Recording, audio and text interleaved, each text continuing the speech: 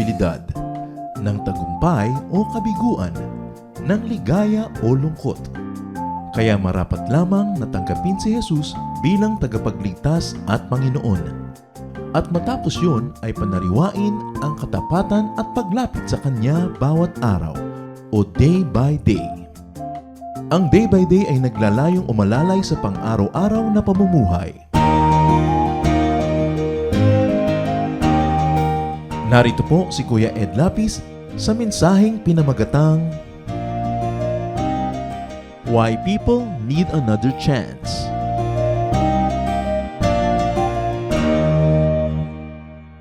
One more chance, one more chance.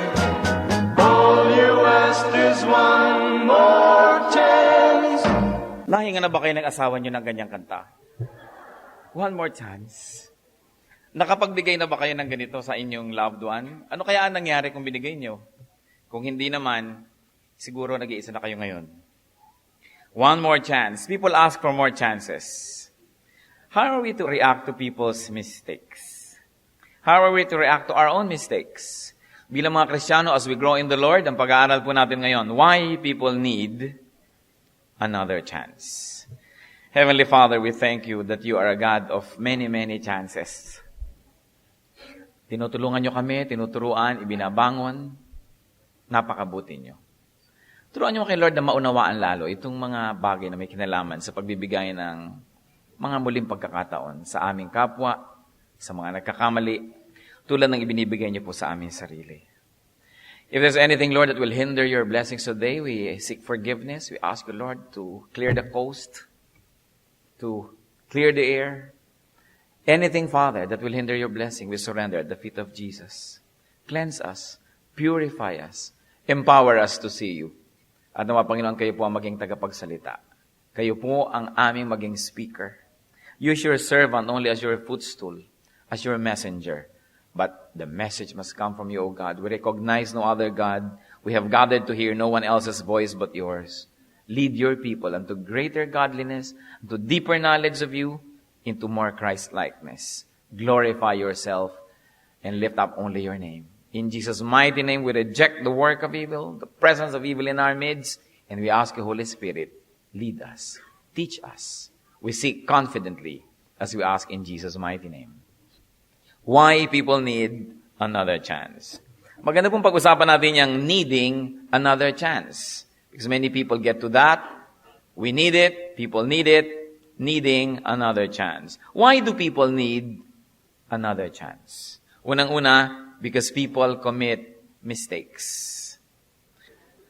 Because people commit mistakes. Psalm 103 verses 13 to 14. As a father has compassion on his children, so the Lord has compassion on those who fear him. For he knows how we are formed. He remembers that we are dust. Naaalala ng Panginoon kung paano tayo nabuo. Naaalala niya na tayo'y lupa, na tayo'y alikabok. Kaya nagkakaroon siya ng habag, ng awa. People commit mistakes. Dahil tayo po ay yari sa lupa, nagkamali na tayo noon, at kung hindi pa man, siguro magkakamali pa tayo sa hinabahaba ng buhay. Pagkakamali na hindi sinasadya, mga pagkakamali na huli na nung ma-realize mong mali pala. Kaya sinasabi ng matatanda, walang pagsisising nasa una. Kaya ang Diyos po nagbibigay ng mga second chances. Kahit sa Bible, yung mga nakapatay, especially yung mga hindi naman premeditated but impulsive errors, meron sila binibigay na second chance sa mga nakagawa nun. In fact, Israel had cities of refuge where people guilty of accidental homicide may flee. Meron po sila, ilan yan? 7 ba? 6? Ganun karami mga lungsod sa Israel. Na lungsod dito na kung bigla kayong nakapatay ng kapwa, hindi yung pinlano nyo, inisip nyo, hindi yon. Nabigla kayo o sa pagtatanggol sa sarili, hindi nyo talaga inisip, nabigla, napatay nyo at hahabulin kayo ng mga kamag-anak para gumante, pwede kayong pumunta sa mga cities of refuge and the avenger may not follow you there. Hindi sila pwedeng pumasok at habulin kayo para paghigantihan. Ngayon, yung pong nakapatay ay susuriin ng isang council And if he is guilty of premeditated murder, he will be driven out. Ibig sabihin, hindi ka pwede dito at pasensya ka kung habulin ka ng mga gumagante. Pero kung nakita nila na talaga hindi sinadya, hindi pinlano, bigla na lang nangyari, bugso ng damdamin, pagkakamali, the manslayer is free to stay in that city and may go out of the city when the high priest dies. And in that case, wala nang hahabol sa kanya. So yung high priest, pag namatay siya, lahat ng tao dun sa cities of refuge may go out. Parang forgiven na. Parang yung life ng high priest, bayad na sa kanila. Which of course, is a very beautiful clue as to the real death of the real high priest, the Lord Jesus Christ, whose death sets us all free. Kaya may inaasahan pa yung mga tao. Kasi, siguro po ang pinakanapakahirap na maramdaman sa buhay, yung wala kang pag-asa. Yung wala kang inaasahan ni anuman. Parang napakahirap, no light at the end of the tunnel, nothing. And it's very, very difficult. So the Lord is the Lord of another chance. Numbers 35:28, sabi nga dyan tungkol sa mga cities of refuge, the accused must stay in this city of refuge until the death of the high priest. Only after the death of the high priest may he return to his own property. So at least may inaasahan sila na baka mamatay yung high priest. Ngayon, kung batang-bata pa yung high priest, mas matanda yung kriminal, sorry. Pero malay nyo naman, mamatay agad yung high priest. At least may inaasahan kesa wala. Kasi po yung taong walang inaasahan, nagiging desperado. At kung nagiging desperado, ano nangyayari? Lalong naninira sa sarili at sa kapwa. Parang kalaban. Pag meron kayong kalaban at nasukol nyo, wala nang maaasahang paraan para makatakas, lalaban na yan to the death. Kaya ang mahusay daw ng mga mandirigma, ang mahusay ng mga nanglalaban, laging binibigyan nyo ng kalaban nyo ng point of exit. Para kung nasusukol nyo, may aasahan pa siyang pwedeng tumakas, hindi kayo lalabanan to the death, tatakas na lang, kasi may hope pa eh. But what do you do to a person who doesn't have any more hope? A person who thinks that he has nothing more to lose. What will you do with that person? Wala na yung kinakatakutan ni ang tendency maging very, very destructive. So the Lord, out of His mercies, not only to the one who has committed the mistake, but to everybody else. Kasi yung nakakommit ng mistake, kung wala ng hope, magdadamay pa ng iba yan. So nagbibigay si Lord ng second chance. Why else do people need another chance? Because many people really learn only after committing a mistake. Because many people really learn only after being afflicted. Pagka lamang nahirapan na, nasaktan na, doon lang natututo. Kaya napakaraming payo ng magulang ang nasasayang. Kasi yung pinapayuhan, bata pa, di pa nasasaktan, di pa nadadala, di pa napapaso, hindi pa nakikinig. Pero oras at nasaktan na, nahirapan na, sasabihin, tama pala si nanay, tama pala si tatay. Kaya lang, nalaman ko hindi dahil nakinig ako sa kanila, kundi dahil hindi ako nakinig. At heto ngayon, nasalanta ako, nawasak ako, nasaktan ako, sugatan, now I'm better. So why do people need second chances? Because many people will not learn until they have already committed the mistake. Sabi sa Psalm 119, verse 67, before I was afflicted, I went astray. But now, I obey your word. Bago ako nasaktan, ako'y naliligaw ng landas, pero ngayong nasaktan na ako, sabi niya, masunurin na po ako. Kasi nasaktan na eh. Alam niyo po ang panalangin ng bawat magulang, bawat matanda. Pakinggan sila ng mga bata at huwag nang i-experience yung pagkakamali para lang matuto. Pero bakit ganon? Kailangang maranasan pa yung pagkakamali para maging marunong.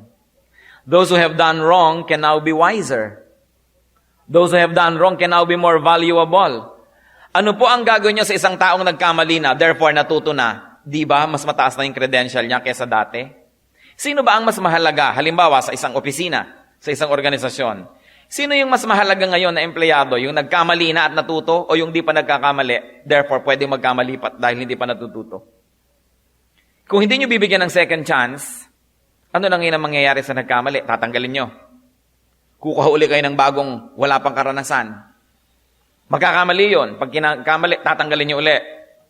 Kukuha na naman kayo ng bago. Hindi na kayo tumigil ng pagbabayad sa mga mali nila. Kaya meron daw isang very high-ranking executive, ang laki ng mistake na nagawa niya sa decision.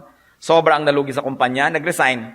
Nung inaabot niya yung letter of resignation sa presidente, sabi niya, ba't ka nagre-resign? Kasi ang laki ho ng nalugi sa kumpanya dahil sa mali ko.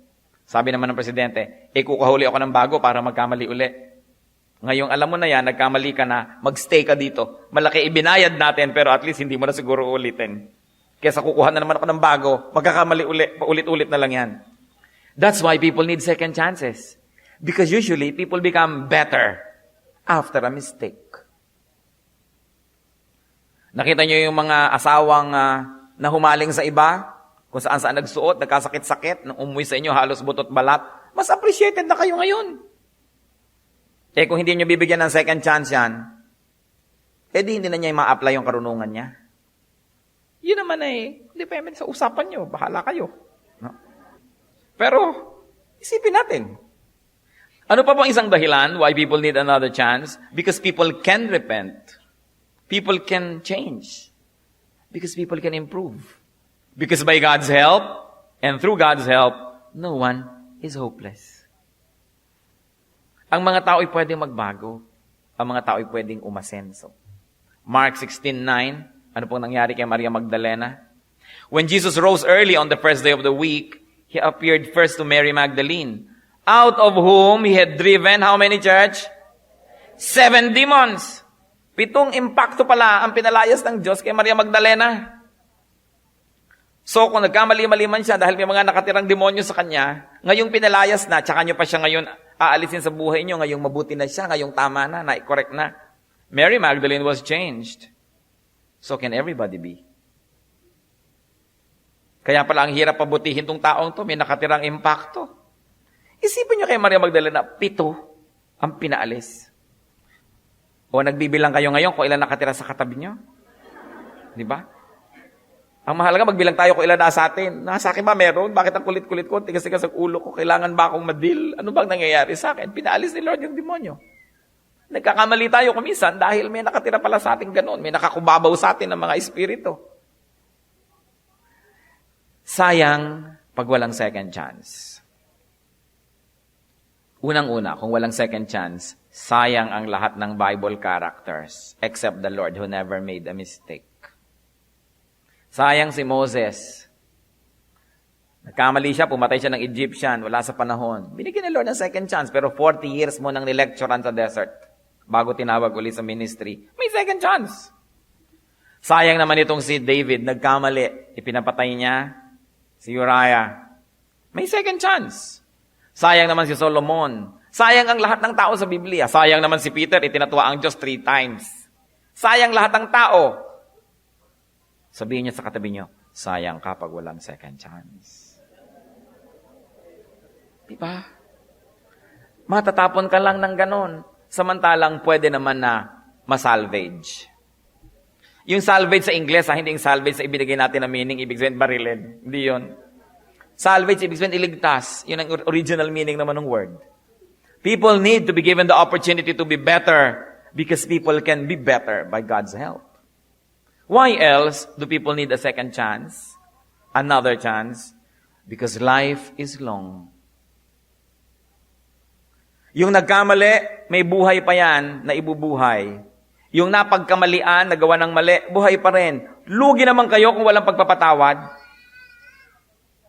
Halimbawa, nagkamali ang asawa nyo, hindi nyo pinatawad. Mabuti sana kung mamamatay na kayo ngayon at siya rin. Di tapos na. Mabubuhay pa kayo ng 30, 40 years. Mabubuhay pa siya ng 25, 30 years. At sa lagay yung natitirang buhay nyo, wala na kayong gagawin kundi mabuhay sa anino ng naggaring pagkakamali. Sisihan na lang lagi, mag-aaway na lang kayo, hindi na kayo babalik sa normal. Sayang ang mga buhay nyo. Kaya napakahalaga nung nagpapatawad, humihingi ng tawad, at napapatawad.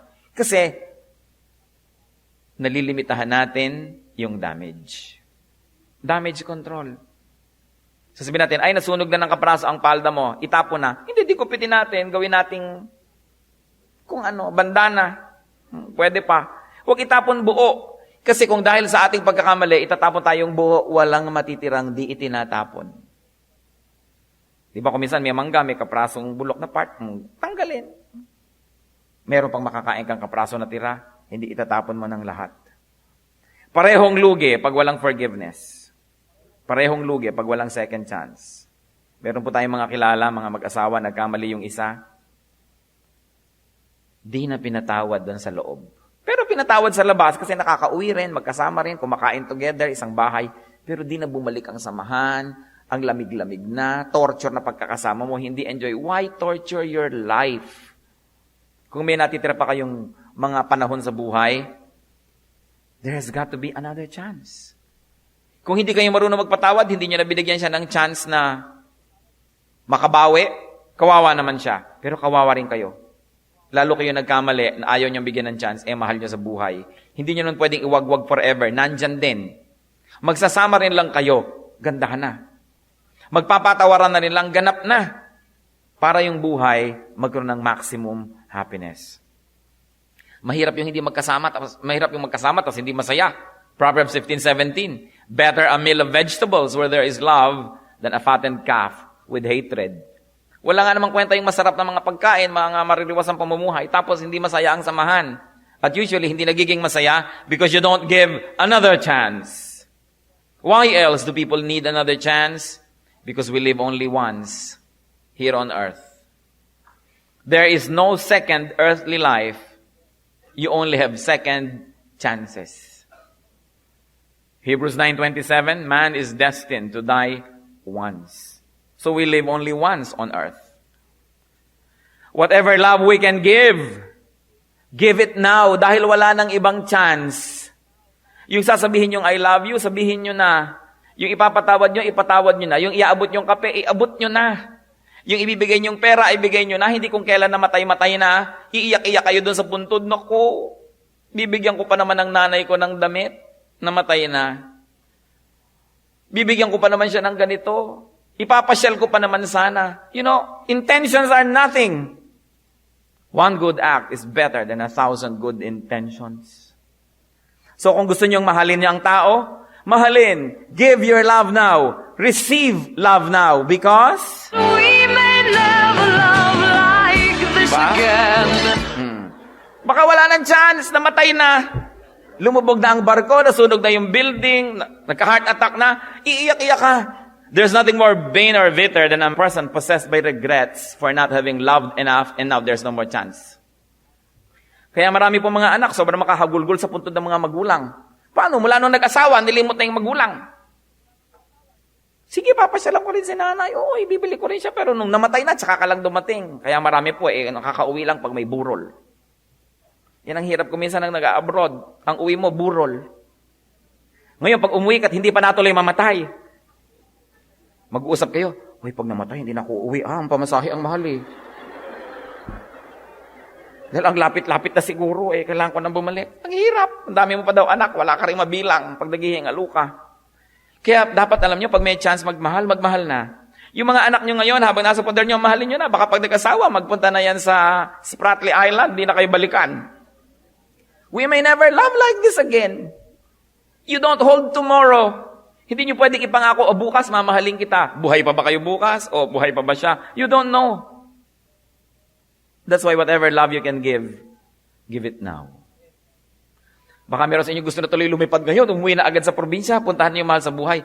Dahil you may never love again. You don't know. You cannot boast about tomorrow because you do not know what tomorrow may bring forth. Ano pa? Ang pwede nating pag-aralan about second chances. About giving people another chance. We should give people another chance. Why give people another chance? Why forgive? Because God says so. Sabi ng Diyos. Yung pa lang, dapat ka na mag-forgive. Dapat ka na magbigay ng second chance. Matthew 18:21-22. Then Peter came to Jesus and asked, Lord, how many times shall I forgive my brother when he sins against me? Up to 7 times? Medyo mayabang si Peter. Kasi sa tradition ng Israel, you forgive 3 times. Bida ka na nun. So, times 2 niya, naging 6, plus 1 pa 7. Pero sabi ni Lord, Jesus answered, I tell you, not 7 times, but 77 times. You know, the 7 here, symbolic of perfection, meaning walang hanggan, walang katapusan, walang patakarang pagpapatawad. So, nagpapatawad tayo, nagbibigay tayong chances, because God says so. Also, because you too need forgiveness. because you too need another chance. Don't burn the bridge over which you too must pass. Matthew 6:14-15. For if you forgive men when they sin against you, your heavenly Father will also forgive you. But if you do not forgive men their sins, your Father will not forgive your sins. So if you don't give people second chances, God will not give you second chances. Sige, you may not forgive, only be perfect. So that you will not have to need God's forgiveness. But as long as you need God's forgiveness, then you forgive. As long as you yourself will need another chance, you give it to people. Don't deny them what you yourself will want and need. Napakahalaga. Why else do we forgive and give people another chance? Because you need people, though they commit errors. Nagkamali ang asawa nyo, pero kailangan nyo pa rin naman siya sa buhay nyo. Eh di patawarin nyo. Kesa nandyan nga siya, di nyo pinapatawad, kailangan nyo pa rin naman, nagtutulungan kayo, pero hati ang puso, walang sarap. Not to forgive is to deny yourself. Not to give another chance is to deny yourself. Because when you don't give people a chance to love you again, to be good again, then you lose. So kung meron po bang ipis sa inyong noo, babarilin niyo ang ipis? Patay ang ipis, kayo rin. That's what happens when you kill people who are close to you. And I don't mean physical killing. When you don't forgive them, when you deny them a chance, you also kill a part of yourself. At meron ganun mga tao, kumisan sadista eh. Ma-prove ko lang sa anak ko na nagalit ako sa pag-aasawa niya, hindi siya makakaakyat sa bahay na ito. Makakaakyat din naman pag naghihingalo na. Bakit nagpatagal-tagal pa? Meron po akong ganyan mga kilala. Hindi talaga tinanggap. Pero nung naghihingalo na, ipinatawag din. Biruin ninyo mga 25 years na buhay na sayang yung kanya, na sayang yung sa malsabol. Hindi nagpatawad agad, magpapatawad din lang pala. If you cannot forgive because you are holy, forgive at least because you are wise. Because you lose. You lose. So do not shoot the insect on your head. When there are rats in the ship, you kill the rats. You don't sink the ship. So when there are errors in the relationship, forgive it, charge it to the Lord, get on with life. Why? Because your loved ones are not perfect. Neither are you. We have to live with our imperfections. It's part of living. What about receiving another chance? Meron na tayong giving. How do you receive another chance? How does one receive another chance? You have to repent and seek forgiveness. We've got to be humble enough to repent, verbalize that repentance, seek forgiveness. Hindi pwedeng understood na. Inabutan ko na siya ng kape, understood na yun. Say sorry if you have to say sorry. Nagpapakumbaba na rin lang kayo, lubusin nyo na. Matthew 5:25. Settle matters quickly with your adversary who is taking you to court. Do it while you are still with him on the way, or he may hand you over to the judge, and the judge may hand you over to the officer, and you may be thrown into prison. In other words, makipagkasundo sa ating mga pinagkamalian. You will minimize the pain, the sorrow, the retribution. How else do you receive a second chance? You should show fruits of repentance. Kaya nga sabi ng kanta, one more chance. All you ask is one more chance to break my heart. Yan, one more chance. Paano? To break my heart again? Kaya sabi, show fruits of repentance. Na nagbago ka na nga. At meron ka intensyon na talagang patuloy na magbago at hindi na bumalik sa dati. Ano nga daw ba yung romantic meaning of forgiveness? Forgiveness is not forgetting, sabi nila. Forgiveness is the renewal of a willingness to be hurt again. Yun ang tunay na forgiveness. Hindi, sige, patatawarin kita pero huwag mo na uulitin. Hindi daw yun. Conditional forgiveness. Eto ako, saksakin mo muli ang aking puso.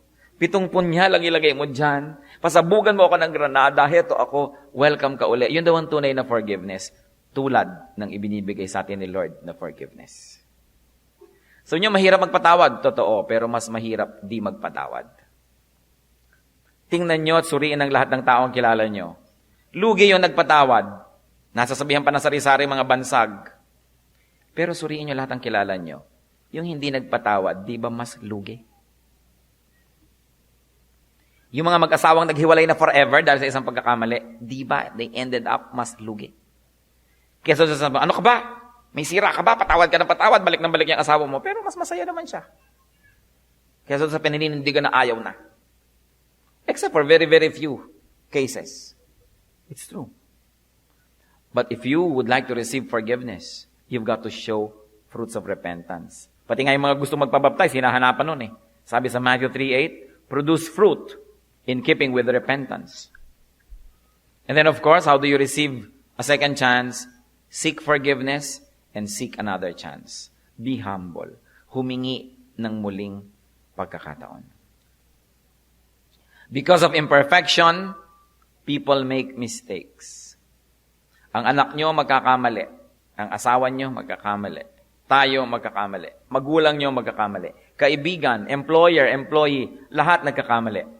Forgiveness, not perfection, is the key to happiness. Pag hinanap nyo sa kapwa nyo, perfection, di kayo sasaya dahil hindi totoo yun. Walang perfect. Pero pag willing tayo mag-forgive, then we will be happy. Huwag kayong maghanap ng perfection, you will be miserable.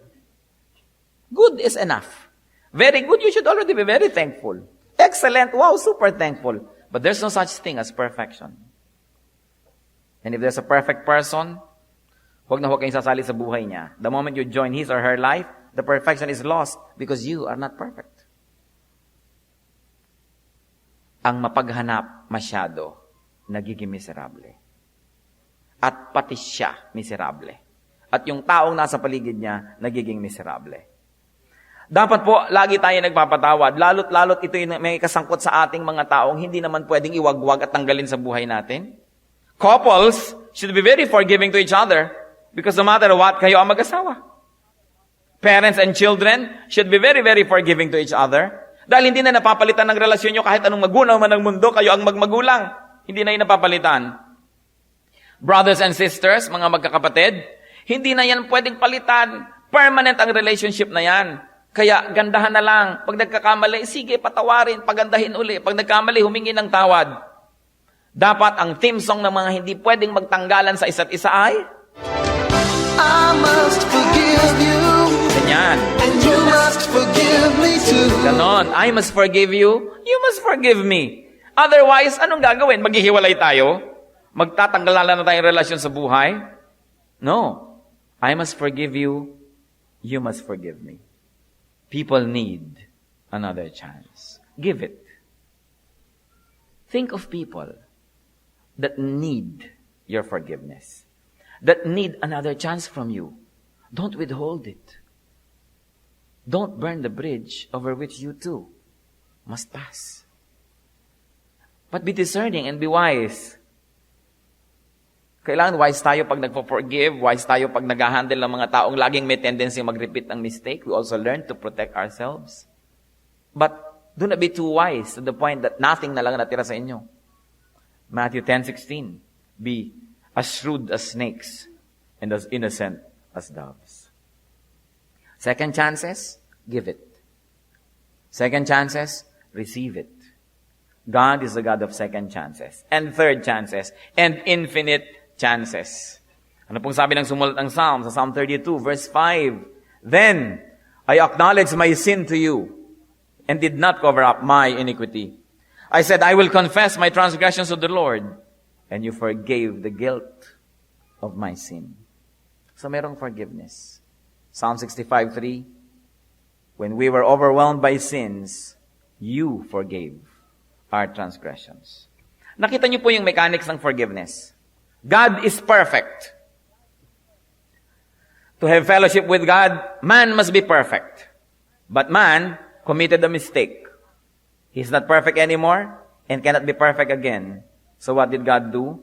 He paid for the sins of man. He gave His own blood and His own forgiveness so that through His grace, man is made legally perfect again. Kasi otherwise, maghihiwalay na tayo ng Diyos forever. Ganon tayo kamahal ng Diyos. Gumawa siya ng paraan na magkabalikan, sukdo lang siya ang magbayad, magkabalikan lang. So paano tayo ngayon mag-aalis ng chance sa ating kapwa na magkabalikan? Samantalang usually, hindi naman tayo yung nagbabayad, nagpapatawad lang tayo. God showed us the way. May forgiveness because the only other alternative is separation forever. And you may not want that. Especially sa inyong asawa, sa inyong anak, kapatid, magulang, kaibigan. We've got to give people many, many chances. So anong kailangan na ibigay? One more chance, Yan. one more chance. All you ask is one more chance. Ano pa? I must forgive you. Isipin yung mga loved ones You nyo. must forgive me too. At pag ginawa natin yan, syempre maghahawak kayo ng kamay, tumataas ang buwan, may mga bitu-bituin, at kakanta tayo ng... Together again. Yan! Di ba? Ang saya. Lalo sa mga mag-asawa. Lalong-lalo sa mga mag-asawa. Remember, your only other choice, separation forever. Seriously, you should give people another chance. Kaya manugang nyo yan, na nainis kayo, nagkamali sa anak nyo. Usually, mga biyanan, ayaw magpatawad. No? O yung mga manugang, ayaw magpatawad niya sa biyanan. Kaya kumisan, buong buhay na lang sila, may samaan ng loob. Mabubuhay din lang kayo, magkikita din lang kayo sa mga reunion, ba't hindi nila kayo mabuhay ng masaya? Gumawa ng paraan para mas sumaya-saya. Church, I'd like you to bow your heads before the Lord and think about these things. Kayo po ba, may nangangailangan ng another chance? Give it generously as we receive from God the same chances. Kayo, kailangan niyo po ba ng another chance from another person? Repent. Ask for forgiveness and show fruits of repentance. Huwag niyong paulit-ulitin na lang. Marami naman mga asawa, abusado, wala nang ginawa kundi humingi ng tawad, tapos mali uli, hingi ng tawad, mali uli. Ano kayo, nakikipagbiroan sa Diyos? God is not mocked. Whatever a man sows, he will reap. At sinasabi, if you remain stiff-necked for a long time, you will be destroyed beyond remedy. So tayo po'y manalangin silently. I'd like to ask you, meron ba kayong pinagkakaitan ng pagpapatawad, ng another chance?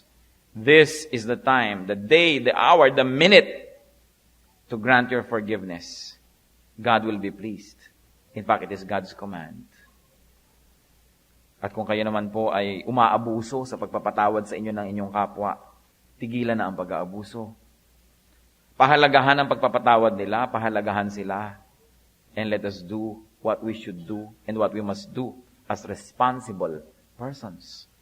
As responsible spouses, children, parents, friends, whatever. Panginoon, salamat po sa pagpapaalala niyo sa amin. That because life is not perfect, then we should accept that there will be imperfections. And that part of that acceptance is accepting our loved ones for what they are, for who they are, and then helping them to become better and better. But first to begin by accepting them. Turuan niyo rin po kami, Lord, na ma-accept ang sarili namin. All the imperfections, the less than perfect qualities that we have. Teach us to have peace with ourselves and with you. And teach us to rely on you. Para, Lord, yung mga kulang namin, kayo po ang magpupuno tuwing na. We are praying for people who are here, hearing your words today, God. It's no accident that you want us to hear your word. It's because you want us to be happy. You want to restore our lives. So ang dalangin ko, Panginoon, sa bawat isa rito na nagkakait ng pagpapatawad at another chance sa kanyang kapwa-tao. Speak to everyone, O God. Let the power of your words fall softly, but encourage and empower us to do what is right, to forgive, to give people chances again. At sa mga nagkamali na, Lord, turuan niyo po kami na pahalagahan yung pagpapatawad nyo at pagpapatawad ng aming kapwa.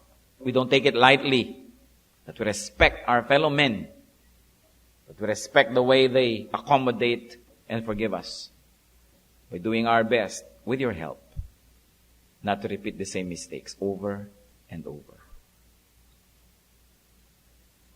Magpatawad po kami, Panginoon, yan ang kagustuhan ninyo. While heads are bowed and eyes closed before the holy presence of the Lord, I'd like to pray for some people. Meron po tayong mga kapatid ngayon na nahihirapan kayong magpatawad, magbigay ng second chances. But now you want to ask God for the power to forgive and to give people second chances. And to entrust your well-being to God, who is mighty and powerful and just. I want you to stand because we're going to pray for strength to forgive. Yung mga nahihirapan na magpatawad. Amen. Sino pa? May mga bitterness kayo, meron kayong mga sama ng loob, hinaharbor nyo sa inyong puso. Daladala nyo kuminsan against your own parents, against your own children, our brothers and sisters. This is the day of freedom. Sabi ni Lord, come to me, all of you who are tired and heavy laden, and I'll give you rest. And lack of forgiveness is a very heavy load. You cannot harm others without harming yourself first. Anger is like acid. It hurts its container more than the one for whom it is being stored. This day is a day of freedom. The Lord says, come to me, I'll give you rest. Mananalangin tayo and God answers prayers. God answers prayers. Ang mga sama nyo ng loob, mga galit ninyo, mga hindi nyo pinapatawad, kahit maliliit, sometimes maliliit na bagay nakaka-deceive, pero hindi mo pala pinapatawad, maliit na bagay, kaya matabang ka sa isang tao, wala kang gana sa kanya, you're not very angry, but there's still little anger there. And God wants it all surrendered at the feet of Jesus. Marami mga tao nahihirapan kasi hindi nagpapatawad. Salamat, Lord, sa pagkilos niyo sa presence ng mga taong ito, sa aming kalagitnaan. Napakabuti niyo. You want to set us free. You want to empower people to be like you, very forgiving. Because only those who forgive can be free. Be free from hatred, from anger. Be free from bitterness. Be free from the memory of a person who has hurt you. Be free to serve the Lord. Be free to be happy. We're going to pray. Sino pa po ang gustong tumayo? It's a beautiful sight before the Lord. That we rise and say, Lord, here I am. I cannot do it on my own. But you can help me. Pagtayo nyo pa lang, nire-recognize nyo na that you need the Lord will help you. Huwag kayong mahihiyang tatayo. It is the Lord who is our witness. Panginoon, masdan nyo at kalugdan nyo po itong mga tumatayo sa inyong harapan. It's a small gesture from sitting down to standing up. What can it do? But it means a lot. It means, Lord, that we recognize that we need you. That we cannot forgive without your empowerment. It also means, Lord, that we recognize that we have been wrong for not forgiving. And so as we recognize this, Lord, may you forgive each one. Ihingin niyo po ng tawad sa Panginoon ang hindi niyo pagpapatawad sa kapwa. I cannot do that for you. You have to do it yourself. At sa paglapit sa iyo, Panginoon, ng mga taong tumatayo, you promise, ask and it will be given you. So now, Lord, in behalf of these people, I'm asking you for power. Empower each one standing before you today to forgive. To let bygones be bygones. To give people chances. Even themselves, to give themselves chances. To be happy again. To be joyful again. To live life to the fullest. At nawa sa pagtayong ito, Panginoon, recognizing our need for you. Let your grace come down from heaven and fill the hearts of everybody. Hipuin niyo, Panginoon, ipagkaloob ang kakayahang umunawa, kakayahang magpatawad. As you stand before the Lord, brothers and sisters, receive power from the Holy Spirit to forgive. Receive power from the living God, from the very throne of our Lord, from the heart of Jesus into your heart. Receive the grace to be gracious, to be kind, to be forgiving. Father, we thank you. We thank you. We believe, Lord, that you honor our prayers. In Jesus' mighty name. Let's be seated but remain quiet in the presence of the Lord because I like to pray once more. This time for another group of people. While heads are bowed, still before the Lord. Sino man sa atin ngayon ang nangailangan na ng pagpatawad, pinatawad na, pero nagkakaroon ng difficulty na mag-maintain ng isang buhay na maayos, lagi na lamang tuloy nangangailangan ng patawad, paulit-ulit na lang the same mistakes, and you want to recognize that before the Lord, and you want to be prayed for. God is here. We're going to ask Him for strength so that you may not have to keep repeating the same mistakes and therefore not having to need to always ask for forgiveness. Tumayo ka, kapatid. I'm going to pray for you. The Lord is the source of power. Who else would like to stand up? Lord, sawang-sawa na ako sa mga mistakes ko. Sawang-sawa na ako sa paghingi na lang ng tawad. I want a change in my life. I want power from you. Na maging maiba na yung buhay ko. Hindi na lang laging sorry ng sorry. Kundi talagang makapamuhay ng mayroong kaayusan, katiwasayan, kapayapaan. Yes, praise God. Who else would like to say that before the Lord? When we recognize our weakness, we become strong because God becomes our strength. But when we pretend to be strong, we become weak because we are not able to get the Lord's presence and help. Sino ang nagsasawa na? Lagi na lang tayong sorry ng sorry for the same mistake. Sorry kay Lord, sorry sa kapwa, sa asawa, sa anak, sa magulang, sa kapatid. And you want a change. You don't want just forgiveness now, but you want a changed life. God is not a magician. He will not do it for you, but He can help you. He can give you the strength. If you're willing to be changed, you're willing to obey God, God can change us all. With our cooperation. Never without it. Because God gave us free will. Who else would like to stand? The Lord is glorified. So many people being honest. Recognizing that they're tired of having to keep repeating the same mistakes. Lord, look at your people. Look at the power of your words. What it does to people. People are standing up before you. Humbling themselves before us and before you, so that your name may be exalted, to give you the room to work in their lives. Father, I know that you are here. I'm very confident, Father, that this is your work. And so on behalf of these people, I ask you, as their pastor, I'm asking you, give these people the strength. Everyone standing before you, O Lord, give the strength so we don't have to fall into the same traps over and over. We don't have to fall into the same ditch over and over. People who are tired of having to go through this cycle all the time, Father, by your power in the name of Jesus, grant this power that can come only from you. Make a miracle, Father. As these people allow you to move, then move, O God. Let your will be done. As you stand, brothers and sisters, receive what you're asking for from God. He promised to answer prayer. He will never break that word. Receive that power. And never return to your mistakes. Never return to your sins. Let the Father always help you by the power of the Lord Jesus. Father, thank you for hearing this prayer. It's a simple gesture, but it means a lot. And you know, Lord, more than anyone, what it means to each one of us. As you stand, receive grace from the living God. Receive power to live victorious.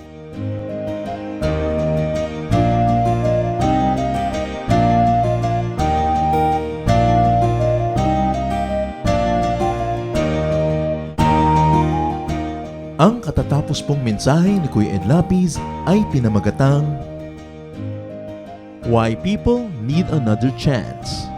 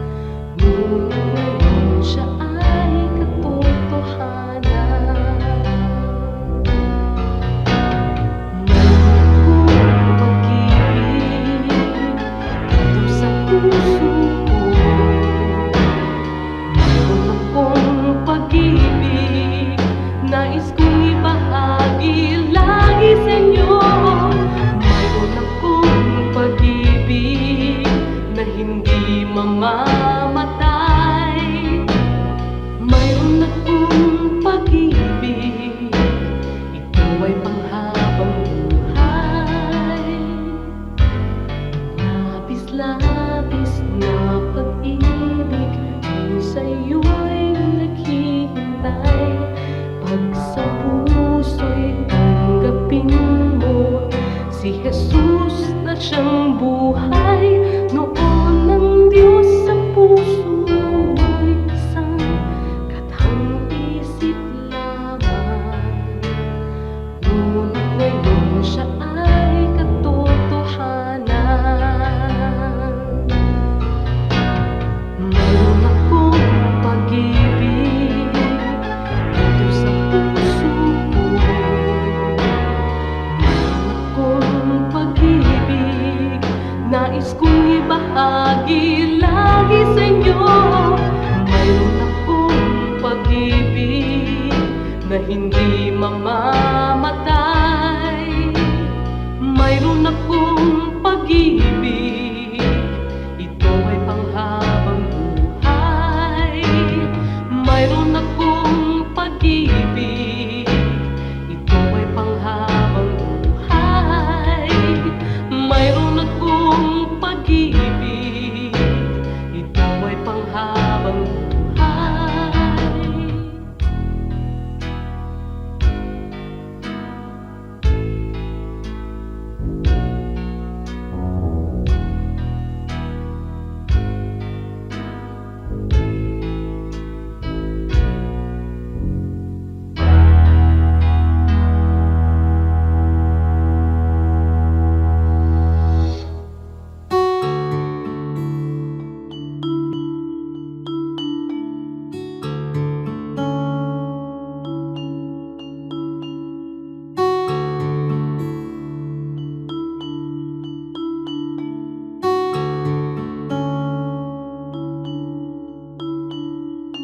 Pagmamahal mo sa akin o kahirap malirik.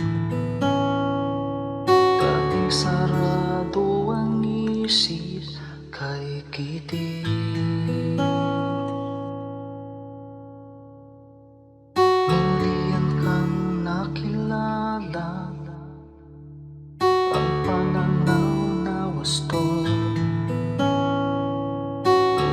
Sa kapwa-tao, nais mo.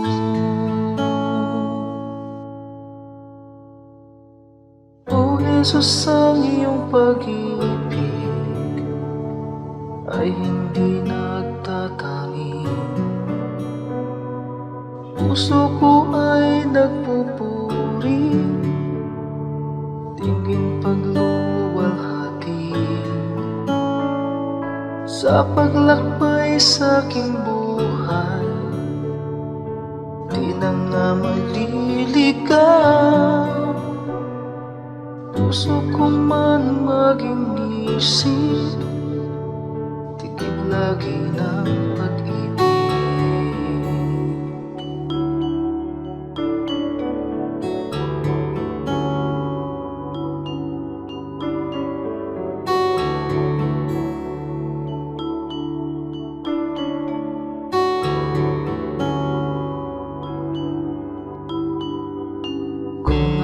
Magsalita man, wika ng bawat tao. Ang pag-ibig ay wala, tila patingaw.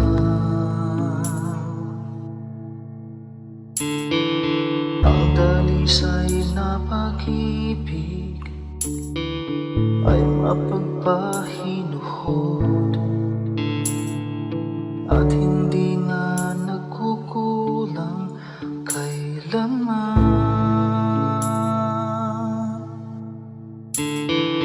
O Jesus, ang iyong pag-ibig ay hindi nagtatangi.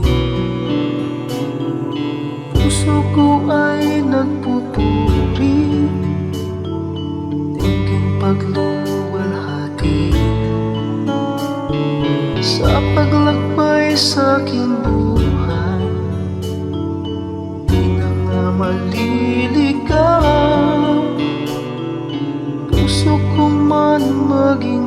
isip, dikit lagi ng pag-ibig.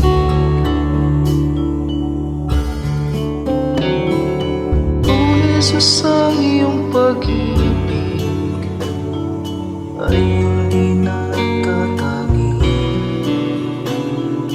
Puso ko ay nagpupuri, tingin pagluwalhati sa paglakbay sa aking buhay. Di na maliligaw, puso ko man maging isip, dikit lagi ng pag-ibig.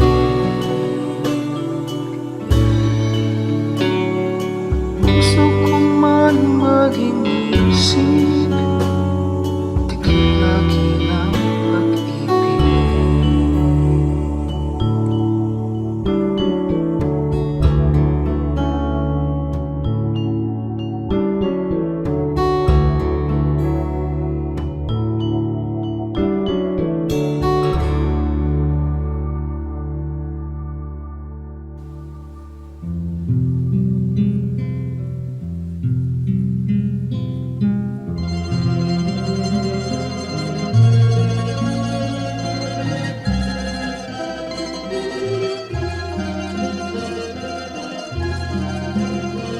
Nagdaan ng kahapon, iniwan ang layon, subalit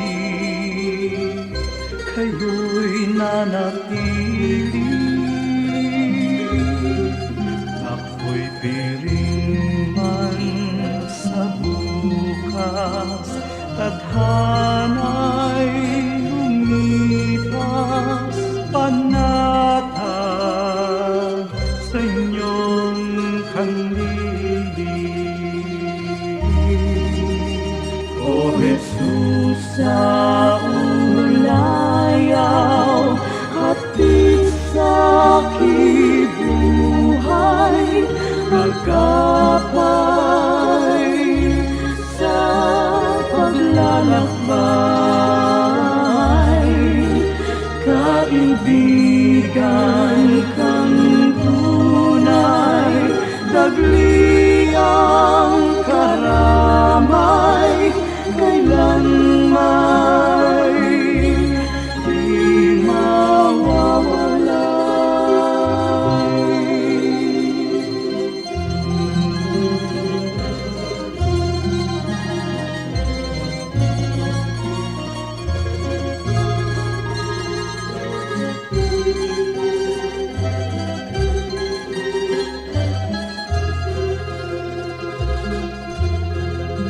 sa tamis ng iyong hiya, masakit at hirap, sadyang hindi mananaig.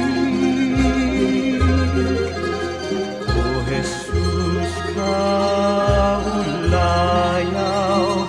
gawin pang malinaw sa akin ang iyong pag-ibig. O Jesus, sa ulayaw, hatid sa aking buhay, agapay sa paglalakbay. Kaibigan kang tunay, dagli ang karamay, kailanman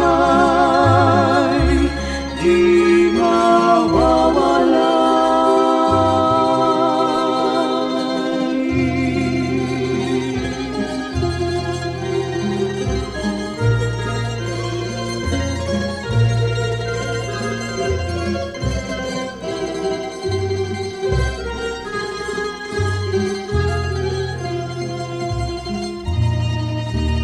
O Jesus, sa ulay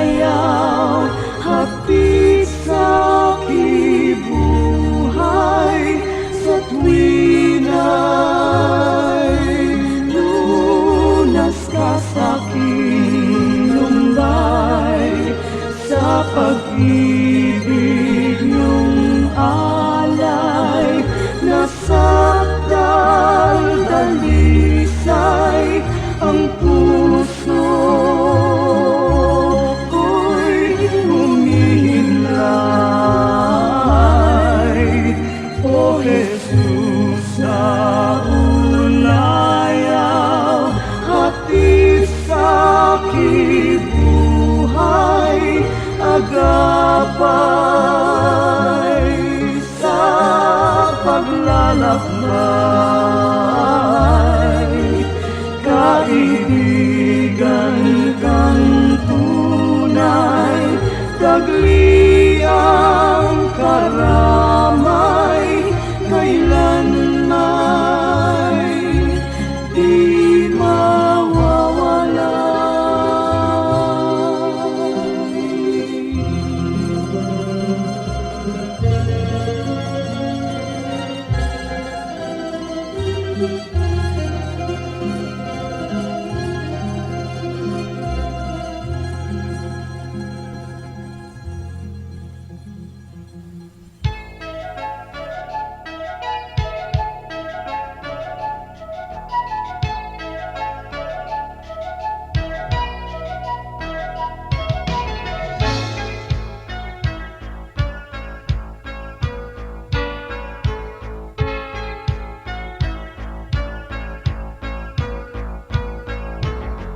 Ang nais mo'y kakalakan, kay Jesus matatagpuan. Kagalakang di magmamaliw, ngayon at magpakailanman. Kahit sa kabila man ang iyong pagdurusa, kung siya ang kasama, ay kayang magsaya. Kagalakan ang puso ay makakamtan, pag si Kristo sa buhay, ang iyong paglingkuran kay ganda ng mundo. Kung malalaman mo na siya'y laging nagmamahal sa'yo.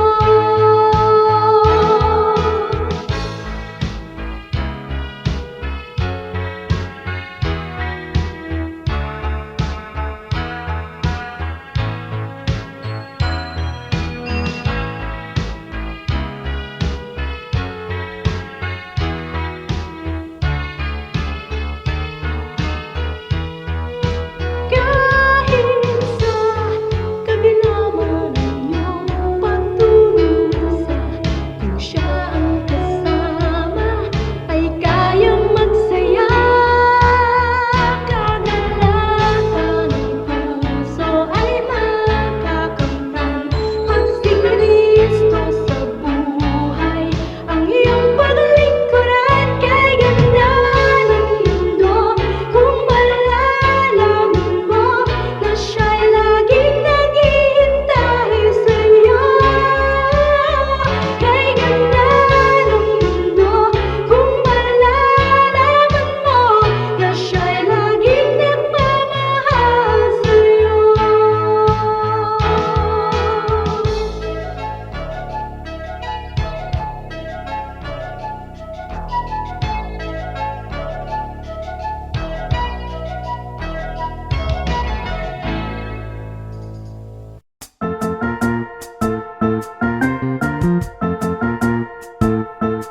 Oras na po para pansamantalang magpaalam ang programang Day by Day.